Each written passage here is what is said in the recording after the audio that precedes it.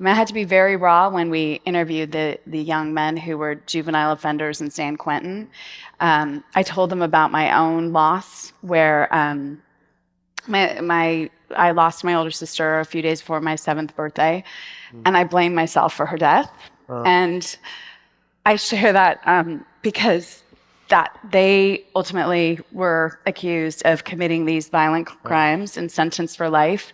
And I think it shocked them that this, blonde lady who was, interviewing them had a similar story, was perhaps in the wrong place at the wrong time, but wasn't punished the way they were, because clearly it was an accident, but theirs was probably an accident too. I shot every one of them people in their head. They not making it back. My cousin, he was supposed to die. That dude that hit the floor, he died. A lot of people were shot in the head, sir, and went back up right in front of my face. The people that were supposedly killed, they didn't die, and nobody died, obviously, right? Well, one person did. You do have one count. Nah, nobody died, sir. How can you put someone in jail that's fighting something that you can't see? When I was on the highway driving, it's 3 cars. What's the devil's number? 6, right? It's 3 cars that pop up. That's right. 1, 2, 3. I shot every one of them people. Nah, shut up, man. Let me talk. I can't talk to the judge, bro. I'm talking what I can, what my heart need to tell whoever listening, bro. Okay, let me talk. Okay, I only need you, sir. I ain't gonna lie to you. I do not need you. Please, I don't need. Can you please tell him shut up, judge, please? I can't even talk. He's not even. Thank you, sir. I'm fighting something I can't even see. I see it at night. I see it now looking at you. I don't know how to fight it, sir. When I was in Stony Brook, sir, and I had that gun, that wasn't my gun, first off. I'm talking to that dude right there, the judge right there. I'm talking to him. I'm not worried about nothing what nobody's saying. I'm talking to him. I need to get this off my heart. Mr. Gibson, we're going to be done for now. So you don't have any bond, you don't have an attorney. So anyway, I share that just because I guess, I quite enjoy spending time with people and being real and unmasking and showing them that it's safe to unmask themselves. Beautiful, beautiful. And we're seeing an unmasking, all right? This is who these people are. Ladies and gentlemen, don't say nobody never warned you. And I don't buy it.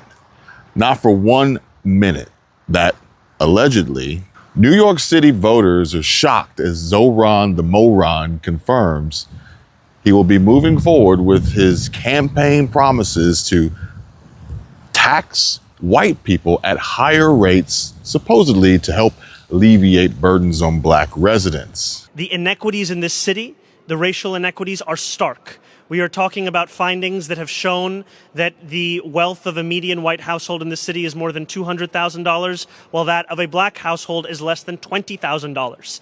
This is not an indictment of any one New Yorker. It is an indictment, however, of policies and politics that have persisted for far too long. Our commitment now is to act upon these findings, to do so in concert with New Yorkers' comments, as we've now opened a public comment period for the next 30 days to ensure that we have a city where we are reckoning with the long history of racism here and starting to act upon a framework that puts equity right at the center of it. New York City Mayor Zohran Mamdani just confirmed a major property tax overhaul while at the same time confirming he's a racist. But while his tax overhaul is supposed to actually shift the tax burden away from homeowners in the outer boroughs and onto more expensive homes located in richer, whiter neighborhoods, places like parts of Brooklyn and Manhattan, Mamdani's own justification clearly spells it out that it's because he mad and is hating on rich white folk. He cites the racial wealth gap, median white household net worth above 200,000 versus about 20 grand, 20K for Blacks. He calls this racial equity and says it's how we stop the squeeze on working families. But let's be real, we're all adults here. And look, If you can't handle me dropping a few choice expletives from time to time, then this may be your heads up to go ahead and see yourself out. But this policy is not neutral. It's not colorblind. It deliberately uses the racial makeup of neighborhoods as a factor in who pays more in taxes. If your home is in an area that happens to be whiter and wealthier, you get hit harder. Not because of what you did, not because of the individual value of your property alone, but because of the skin color of the people statistically around you. That is exactly the same mechanism as the racism Mamdani claims he wants to fix. Racism is, but here's the truth. Racism is treating people differently under the law based on their race. Full stop. You don't cure past discrimination by creating new discrimination in the opposite direction. You don't fix a wealth gap by punishing today's homeowners for the statistical averages of their racial groups. Two wrongs do not make a right. Don't get it twisted. This isn't justice. It's race-conscious taxation dressed up as fake equity. It tells New Yorkers that your tax bill now depends in part on the color of your neighbor's skin. That's not progress. That's not progress. That's the same old poison, just with the labels reversed. And if white people flee because of it, well, I can't say that I necessarily blame them. But I would like to know and just ask, who did you vote for? Because odds are they didn't vote for Mamdani, but worse, they didn't even vote at all. And Derek Adams spells it out simply and easily here in a way that anyone should be able to understand. And that is, if you take $500 from someone who works and gives $100 to 5 lazy people, then you lost 1 vote, but gained 5 votes. That's the Democrat Party in a nutshell. It's just basic math. But while Mayor Mamdani can call it whatever he wants, the rest of us should call it what it is. You cannot have equal protection under the law while openly engineering outcomes by race and skin color. And it's why this approach has already drawn legal fire and will keep doing so. But wait, there's more. We stand here together at New York City Health and Hospitals Bellevue, opening an outposted therapeutic housing unit for incarcerated individuals, the first facility of its kind. I am deeply grateful to the many advocates and activists who have fought tirelessly to advance a more just and compassionate approach to carceral care. And I want to thank the district attorneys, public defenders, and judges who are doing the work to speed case processing and reduce our jail population. I am also proud to be joined here by our public advocate, Jumaane Williams, by our Manhattan Borough President, Brad Hoylman Siegel, our Councilman, Yusuf Salam, our Councilwoman, Gail Brewer, and our Councilwoman, Sylvina Brooks Powers, as well as a number of leaders from our city administration. Now, for decades, the daily conditions at Rikers have been calamitous and unsafe. Rikers, as we know, is broken. 2 weeks ago, 2 men suffered medical emergencies and died while in DOC custody. These are not isolated incidents. More than 100 people have died on Rikers since 2015. The facilities at Rikers have long languished in disrepair, creating the conditions for violence and putting those with health conditions at serious risk. So often, the detainees who enter Rikers, 84% of whom are being held pretrial, leave damaged by their time on the island, traumatized, destabilized, and at greater risk for recidivism. I want to thank the corrections officers who show up to work every single day despite being surrounded by these very same conditions. For decades, our city's approach to mental health has leaned heavily on criminalization. For many in the throes of crisis, Rikers has been their holding cell. As such, it has become a de facto mental health facility, now standing as the second largest in the country, forcing staff and corrections officers to shoulder a burden they were never supposed to bear. And Rikers' remote location only deepens this dysfunction. For those suffering from an acute health or mental health condition, it can take 12 to 14 months just to get a single appointment. And those receiving care on the island are treated not in an outfitted care facility, but rather in a bus depot. This system fails incarcerated individuals in need of help in two distinct ways. First, they do not receive the care they need for acute conditions. And so a communist system can be recognized by the fact that it spares the criminals and criminalizes the political opponent. But in the latest breaking, I can't believe what I'm even saying, breaking news bombshells just in, New York City's communist Mayor Mamdani just cut the ribbon on a luxury 5-star hospital for convicted criminals. Yes, you heard that right. You heard that correctly, ladies and gentlemen. This so-called therapeutic housing unit at Bellevue Hospital is giving jailed offenders spa-level medical and mental health care, natural light, physical therapy, respite rooms, the works, all while transferring the most clinically vulnerable inmates, as he puts it, straight from Rikers Island. Meanwhile, hardworking New Yorkers, the tax-paying residents of this city, are stuck waiting in endless lines for basic health care, free buses that have never happened. And guess who's footing the massive bill? You are. Well, that is if you're a New York City resident. But in that clip, Mamdani himself, he stands there bragging about it.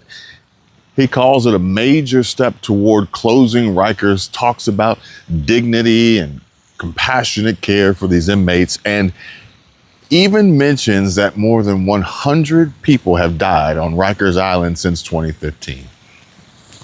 Yeah, let that sink in. Mamdani wants to fill the city streets and empty the jails to flood New York with the worst of the worst in the worst mental state possible. This mayor is pouring millions into a luxury hospital unit for the very criminals who've already died or are locked up.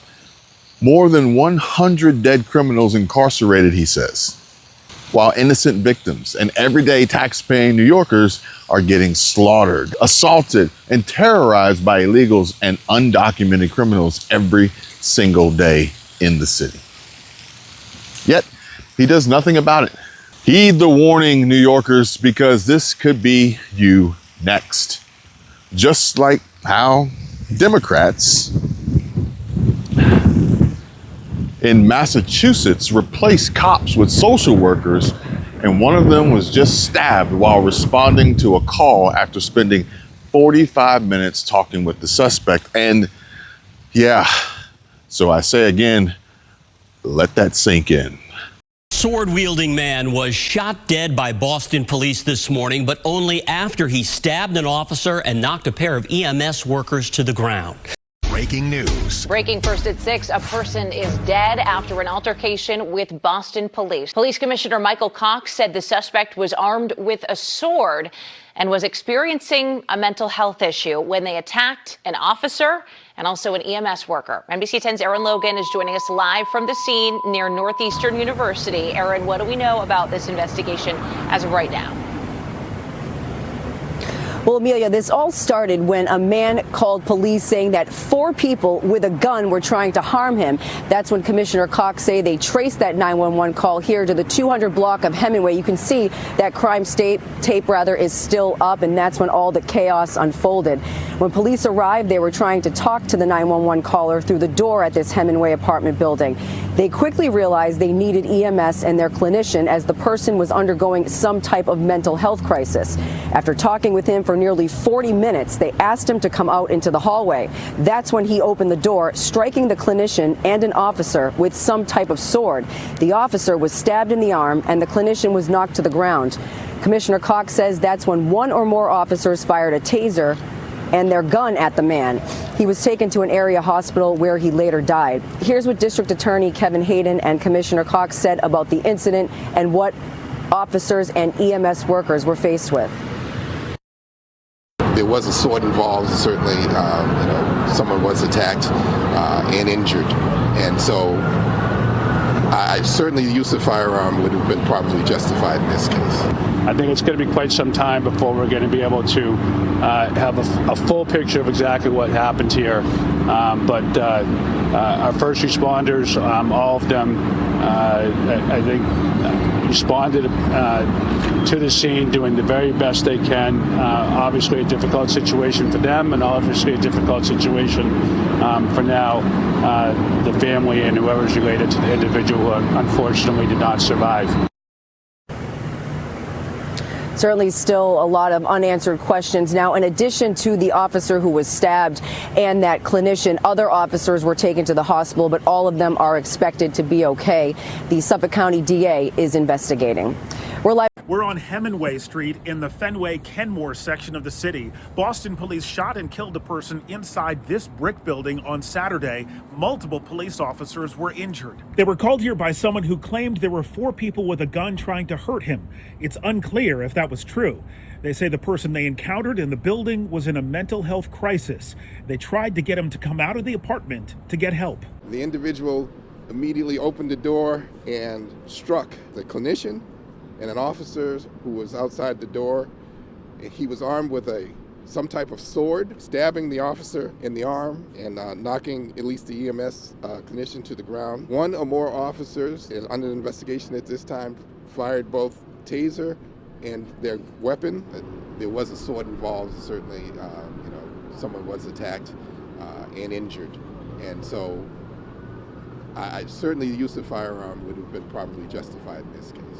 Families are mourning loved ones murdered in the streets by repeat criminal aliens who shouldn't even be here under sanctuary policies.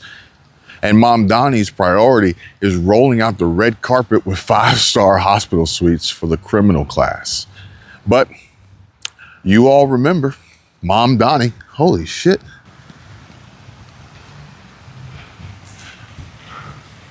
Watch out for the gators. What do you think is worse? Dealing with Mom Donnie and socialism and communism in New York, or one of these guys right here? This is the first gator I've seen over here. The other one that I showed you guys in that video was Orlando. And this guy just came out from underneath this little deck area. I actually got a clip yesterday. I saw there was a bear. There's a black bear trying to cross 98. Shit's wild. But where was I? Oh, yeah, here. Because you all do remember Mom Donnie having visiting and consoling the criminals and not the brave officers after, right? Just a couple months ago, a schizophrenic lunatic charged straight at an NYPD officer with a knife, forcing the officer to shoot him in self-defense. But did Mayor Mom Donnie rush to check on the cop who risked his life? No, absolutely not. Why would he? Instead, he ran to the hospital bedside of the attacker, stood there consoling the criminal's family, telling them no family should have to endure this kind of pain, and even called for no prosecution, just mental health treatment. I think he's battling Mayor Wu for the absolute worst mayor of any city between New York and Boston. This is the same mayor who just cut the ribbon on a luxury 5-star hospital wing for convicted criminals. And let's not forget how Mom Donnie got absolutely nailed with backlash after the horrific shooting death of 7-month-old baby girl Kaori Patterson Moore in Brooklyn.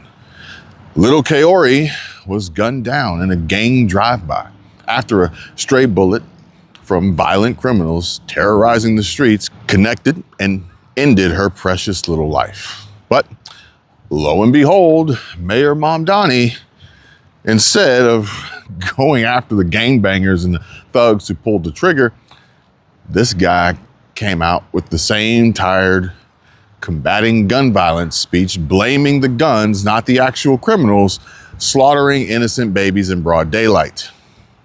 This is the pattern, folks, over and over and over again.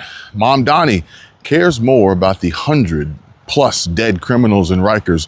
He cares more about the knife-wielding attackers. He cares more about giving thugs spa-level treatment, spa-level hospital suites on your dime than he does about the brave officers protecting us or the innocent New Yorkers, including precious 7-month-old babies being murdered every single day by the real criminals he refuses to condemn. Let that sink in.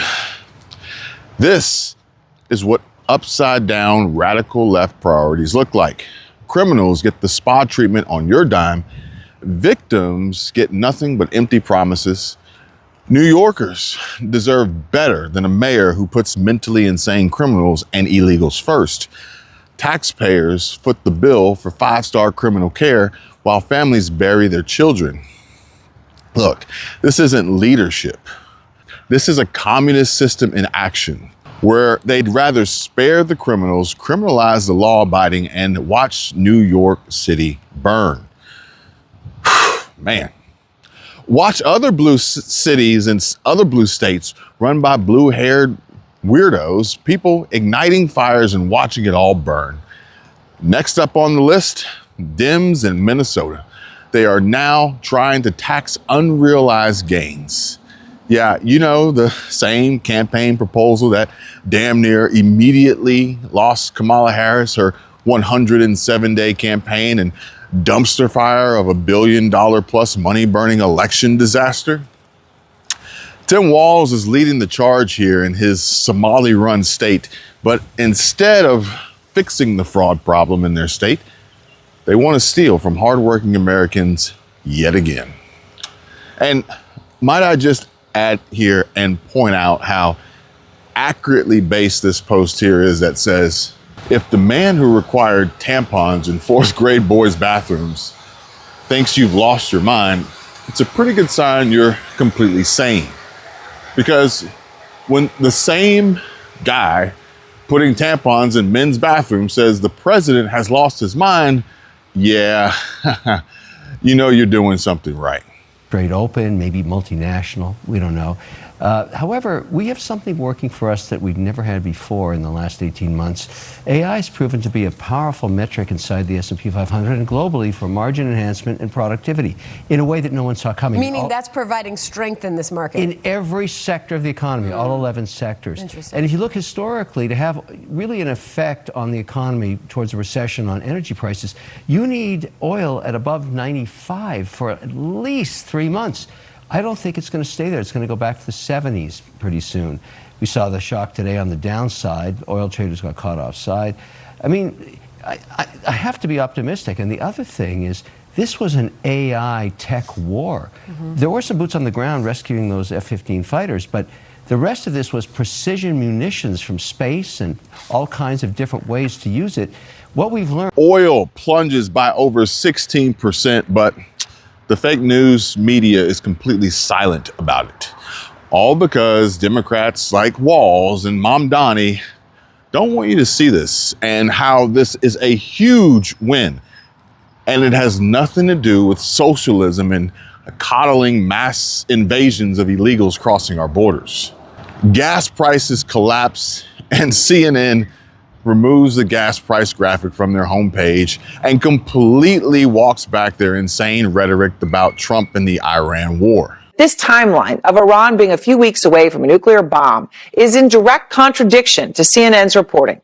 According to U.S. intelligence assessments, Iran is 3 years away from being able to produce a nuclear weapon if they wanted to. So the facts on Iran getting a nuclear weapon do not bear out the claim at the heart of what has put the world on the verge of world war. Iran's uranium may still be intact and in Iranian control, 408 kilograms of it. Now, enough theoretically, according to experts, to make 9 nuclear weapons. It only set back the Iranian nuclear program by months. We got to call it like it is. It's a big deal. Sources tell CNN there is no U.S. intelligence that Iran is building missiles that could soon hit the United States. That's a really big deal.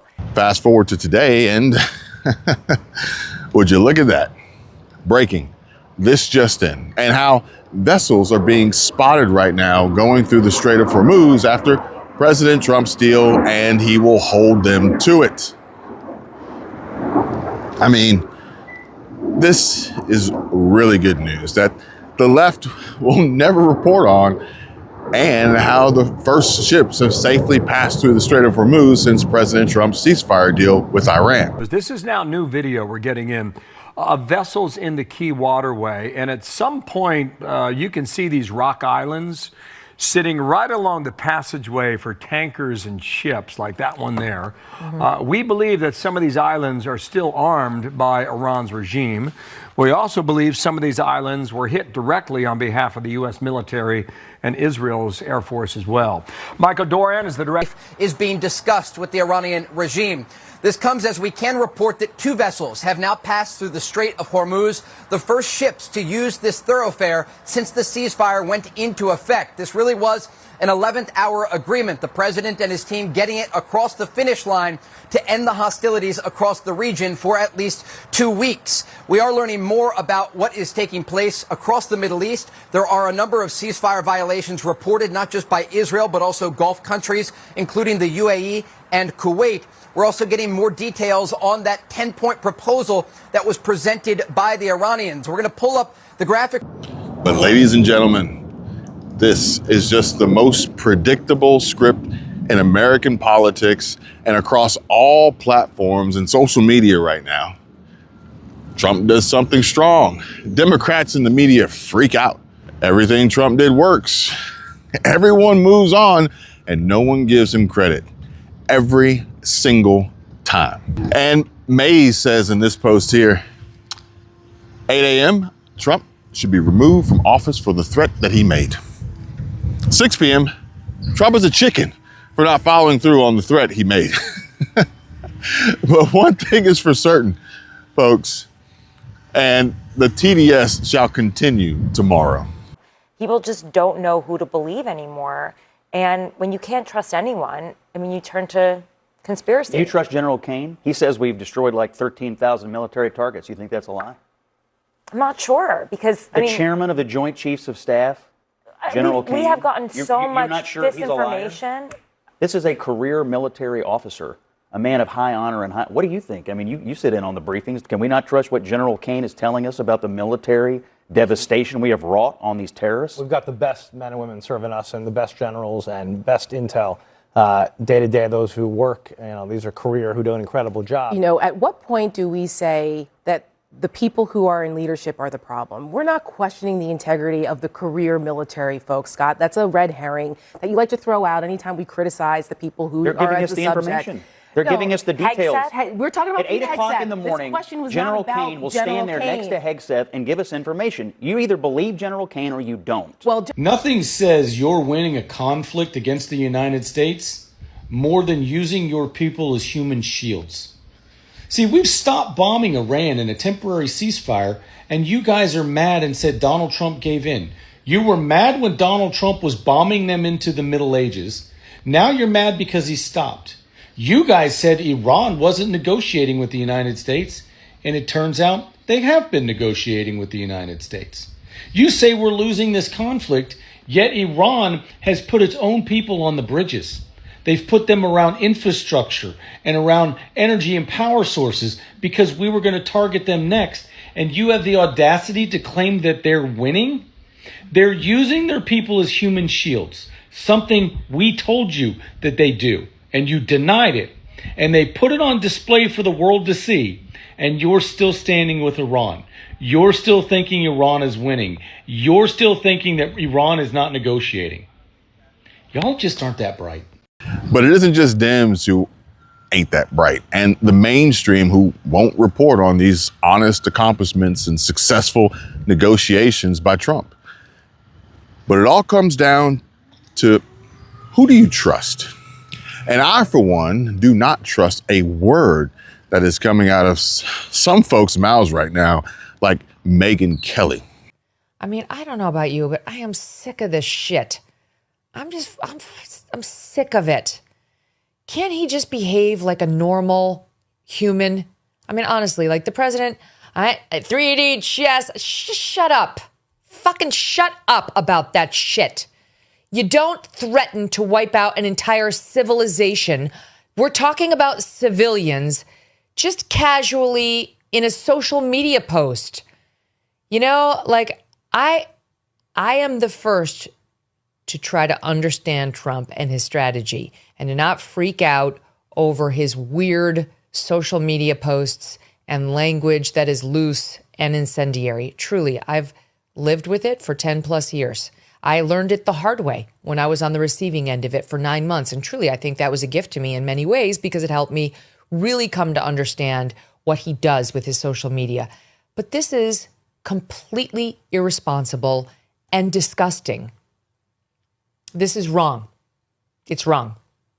He should not be doing it. I don't care that it's his negotiation tactic is to kill an entire country full of civilians, men, women, and children.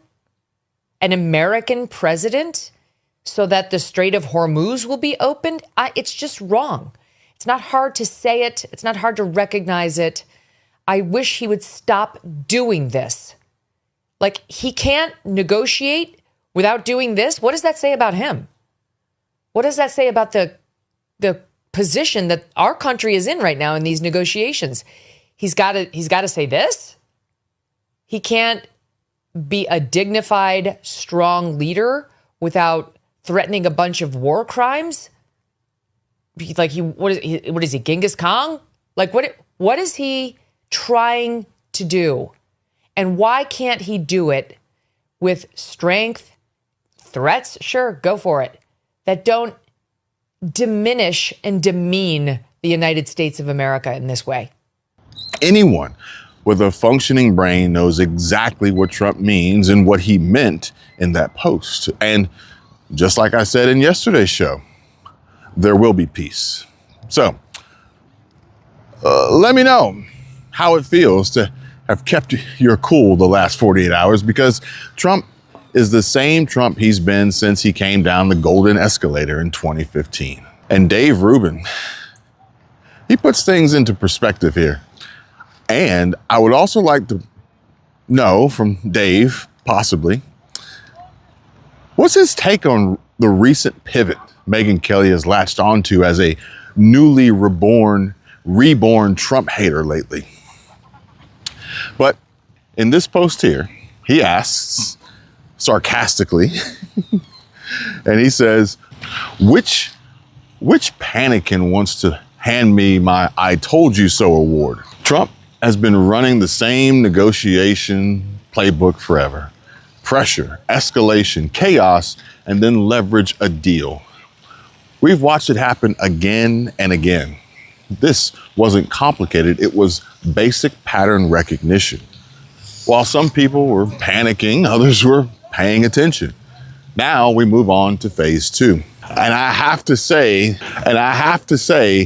that quite possibly some of the best help and assistance folks have received is a simple, fast, and free phone call that finds savings on their Medicare, answers solutions, a great team, our partners, searching through thousands of plans, helping you. Subscribers to my channel have told me, on average, savings of $1,100 a year, and some as high as even $7,000. That number is on the screen. Give them a call.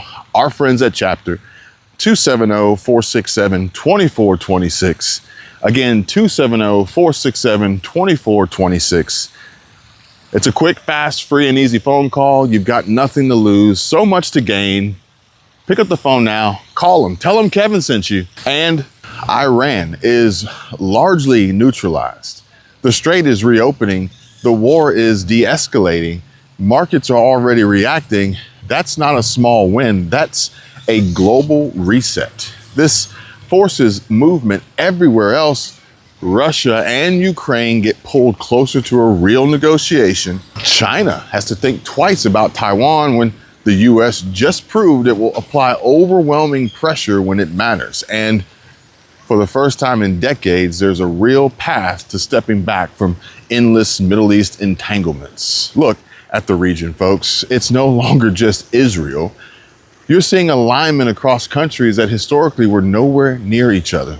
The world is safer today than it was yesterday, and it's about to get even safer over the next few months as this locks in. It was a very, very strong threat from the President of the United States that led the Iranian regime to cave to their knees and ask for a ceasefire and agree to reopening the Strait of Hormuz. So it was a very strong threat that led to results. And as the Secretary of War stated at the Pentagon this morning, it was not an empty threat by any means. The Pentagon had a target list that they were ready to hit go on at 8 p.m. last night if the Iranian regime had not agreed to open the strait, which they did, and I think that's something we should all be grateful for. The United States is a moral leader in the world, given that I was asked this exact same question by your colleague Andrew in the back, and I think, again, the insinuation by anyone in this room that Iran somehow has the moral high ground over the United States of America is insulting, considering the atrocities that they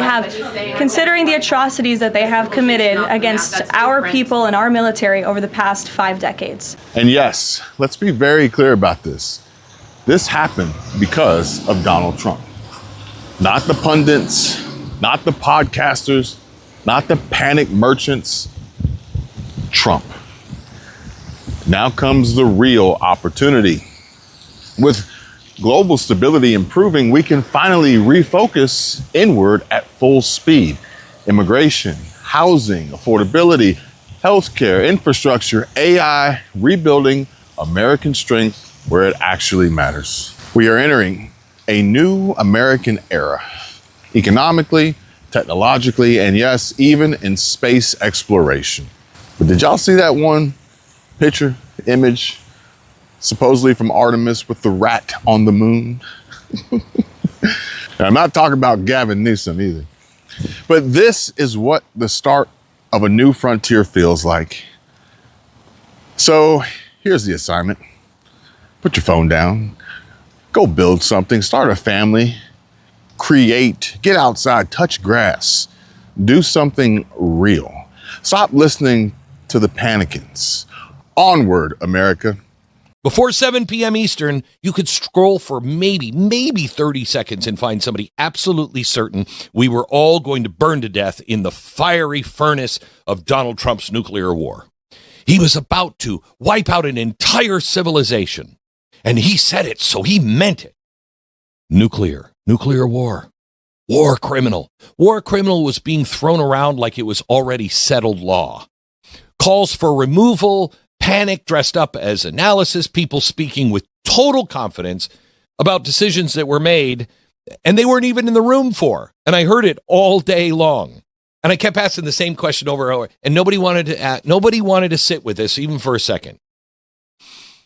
My question yesterday was, wait a minute. When has the president ever told the world exactly what he was going to do? When has not just this president, any president ever said, you know what? We're going in and we're going to hit these targets at this time. You don't broadcast your military plans to your own press, let alone tell the people you're targeting. Okay? Said this yesterday. Wait a minute. This doesn't make sense. If you do, you're not negotiating, you're performing. And if you're performing, you're putting lives at risk for the sake of optics. President doesn't do that. Okay. So what happened instead? Well, the Iranians spent the day preparing for the thing they were told was coming. They moved assets. They positioned people. Quite honestly, because of what Donald Trump said, they told the world exactly who they are. While our people in our country were calling our president a war criminal, they said nothing about the Iranians, revealing who they really are. You know, in case of war, we evacuate people, right? There's war coming. Let's get people out of this area. That might be target. What did they do? They put civilians in and around the key strike areas, power plants, infrastructure, all the locations they assumed were on a list. They moved their own people into harm's way. And nobody even asked how many people there were volunteers. Do you suppose they were all volunteers? They put their own people in harm's way. That's a war crime. So here's key number one.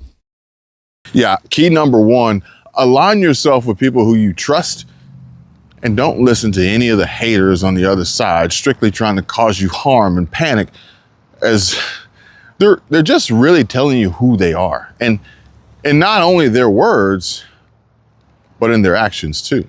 And so, well, now you all may be asking, well, Kevin, what does this all mean?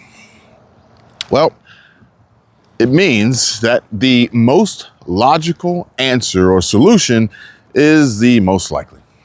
Here, let me show you what I mean.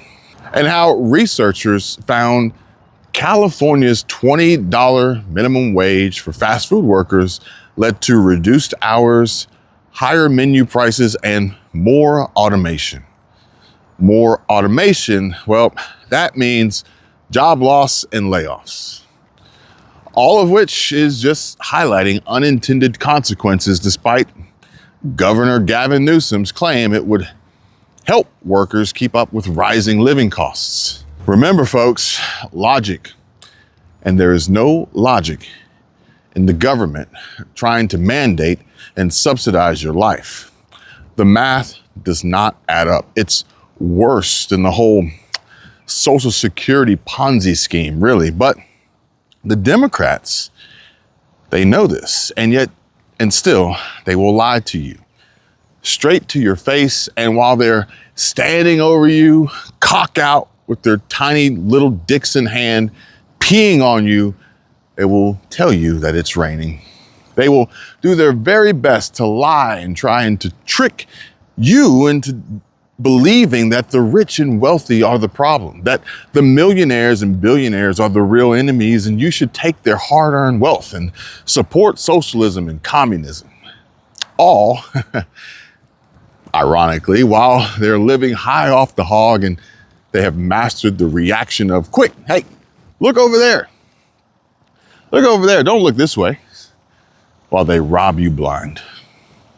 Building and creating a system that, if ever allowed and once in place, would eliminate any chance of you getting out from under their breadcrumb ration ruled thumb. Think about Venezuela. Think about Cuba. Think about Iran.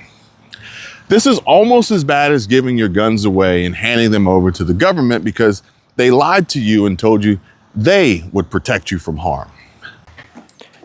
Chair Gomez, please proceed with your presentation when you're ready. Thank you, Mr. Chair. So House File 4616 imposes a 1% tax annually on fortunes above $10 million. And so this is a different kind of tax base than we have in Minnesota, and I believe a different tax base than anyone in the country, any state revenue kind of code in the country touches. And, you know, this really comes from, for me, I've heard my entire life these statistics about the top 1% and how much wealth they own and how much income they get. And, you know, I'm in my mid-40s. It's just gotten worse and worse and worse. That's my perception, is every time I hear somebody cite that statistic, it's like, it's more shocking and it's worse. As of this year, the top 1% own more than 30% of the wealth in this country. It's $55 trillion. And that's as much wealth as is held by the bottom 90%, by the rest of us. So people have talked about, I mean, I think this is a little bit remote from our experience, but I want us to think about this for a second. What has happened in our country is that increasingly working class people, middle class people, have a harder and harder time making ends meet. We all live in the world. The cost of housing continues to go up. The cost of healthcare just goes up and up and up. The cost of food and utilities, these are issues that we all hear about from our communities. Platitudes and repeated talking points. Stop coddling and start encouraging and educating. Look, I'm not saying that this is the end-all, be-all solution and answer to your problems and the dream come true, click it and ship it easy button to wealth and passive income. But I am saying that if you try, then you just might be surprised at the outcome you get in return. I have a link below if you want to learn how to start a YouTube channel and turn it into a profitable business. And we are hosting a free live Q&A this Saturday at 10 a.m. Central Standard Time, and you are all welcome to join. We would love to see you there, but you have to click the link and join from within the community under the calendar tab. And besides that, I just want to tell you one person that I do trust besides Trump, and I can assure you it isn't some gnarly looking woman with blue hair. No, I trust a very smart, intelligent, and America first, successful, bootstrapped, came from nothing, overcame the odds, never stolen valor, family man and Christian. And that is 48. The piece of advice I'd give to you, and I give it to American students, American conservatives in particular, is resist the temptation to think that victory is immediate or that we're going to win back our civilization through instant gratification. This institution was founded in 1996. It's far more influential than it was back then, but I think a lot of people, this is particularly true in the United States of America, if they see something that the administration does they don't like, they say, oh, that's not what we voted for, we're going to check out of politics. No. That's the exact wrong response. If we do something you don't like, the response should be to get more involved, to make your voice heard, and to try to push things in the direction that you want them to be pushed. Our civilization was not built overnight. It's not going to be saved overnight. And so what I'd encourage you to do is stay involved, be patient, and don't let disappointment turn to checking out of the system entirely. There's way too much of that, I would say, in the Anglo system and the American system. There's way too much, I didn't like this thing that the vice president said, or I didn't like this thing that the president did, and I'm going to completely check out. We call that blackpilling in the United States of America, and blackpilling is how you give power to the forces that are trying to destroy what our ancestors built. We need to take power back from those people and build the kind of institutions that can actually save our societies. It will not happen overnight. It will not happen in the term of one prime minister or one president, but it will happen so long as we keep our faith in God and we work hard to achieve it. That's what we have to do.